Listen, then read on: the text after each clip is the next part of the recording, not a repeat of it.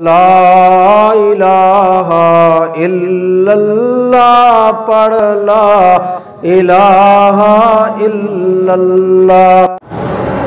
کہتے ہیں جی کہ نماز فرض کے ساتھ یاد رکھیں حضور نے فرمایا کہ 12 رکعتیں ایسی ہیں جو انتہائی اہم ہیں اور جن کے پڑھنے والے کے لیے اللہ جنت میں محل بناتے ہیں۔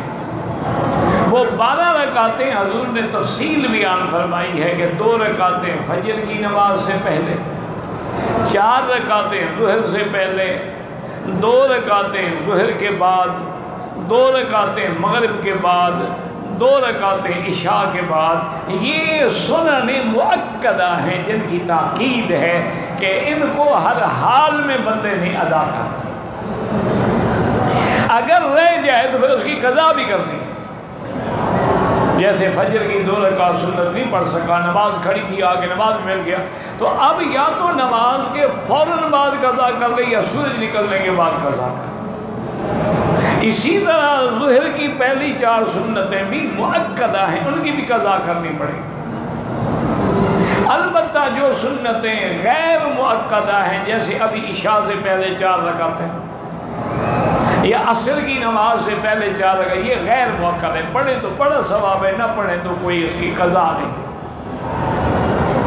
اور اگر آدمی مسافر ہے، اور مسافر جو ہے وہ تقریباً 48 میل یعنی آج کل کے دور میں 78 کلومیٹر کا سفر ہے،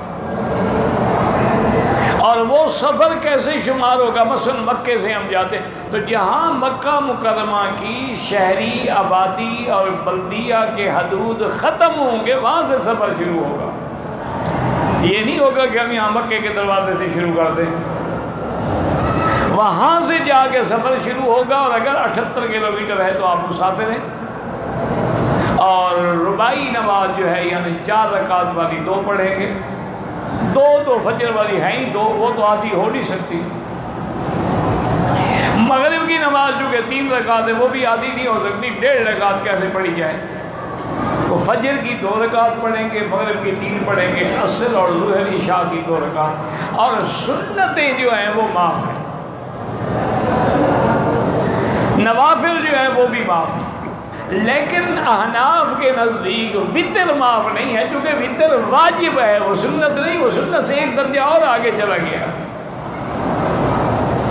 تو اس کو وتر ہر حال میں پڑھنا ہے، چاہے اس وقت پڑھے چاہے بعد میں پڑھے، لیکن لازم وتر پڑھنا پڑے گا۔ تو اس لیے ہمیشہ یاد رکھیں کہ مسافر ہے سنتیں معاف ہے، فرض پڑھے گا وتر پڑھے گا، اور باقی مسافر نہیں ہے تو یہ 12 رکعتیں ہر حال میں ضروری ہیں۔